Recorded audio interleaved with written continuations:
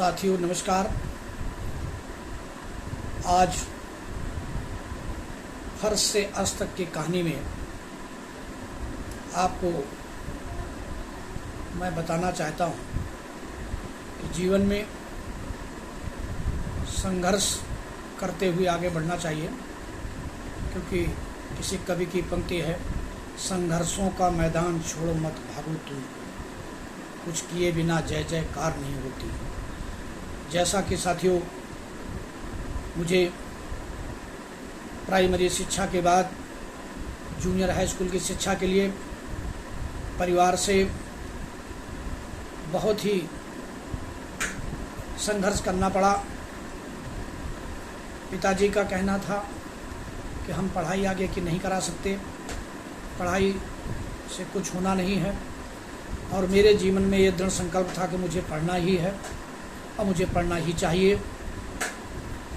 इस बीच में मैं पिताजी को खुश करने के लिए, माताजी को परिवार में प्रसन्न रखने के लिए घर की जो भी जिम्मेदारी मुझे सौंपी जाती थी, जैसा कि घर के जो भी कार्य होते हैं, घर में रह कर के जानवरों का चारा लाना या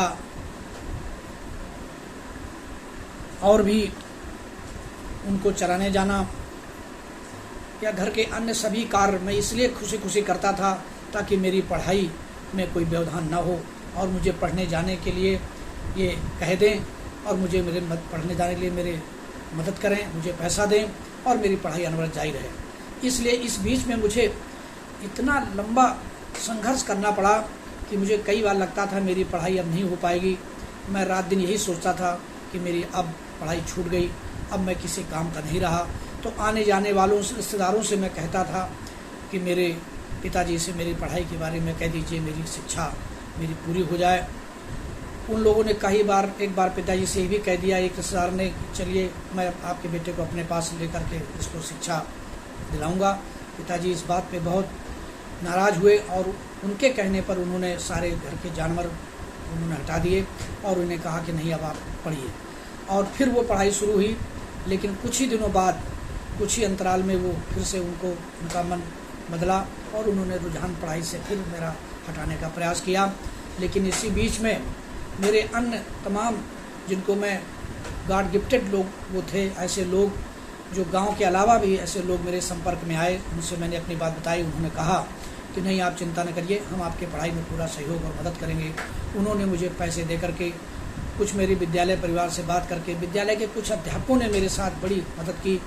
मुझे वर्ल्ड वाइड फंड का फार्म भराया, मुझे छात्रवृत्ति का फार्म भराया और कहा तुम्हारी पढ़ाई अनवरत जारी रहे, मैं इसलिए पूरा कौशल तुम्हारे साथ प्रयास करूँगा।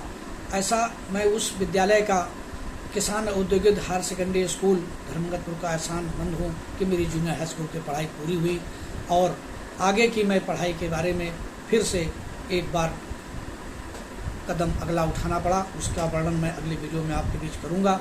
यहाँ पर इसी बात के साथ मैं अपनी इस आज के वीडियो में बात को ख़त्म करूँगा और चाहूँगा कि आप सब लोग इस बात को ज़रूर शेयर करें कि संघर्ष ही ज़िंदगी है, संघर्ष को कभी छोड़ना नहीं चाहिए और संघर्ष करके ज़िंदगी जीना चाहिए। बहुत बहुत धन्यवाद साथियों, बहुत बहुत धन्यवाद। नमस्कार।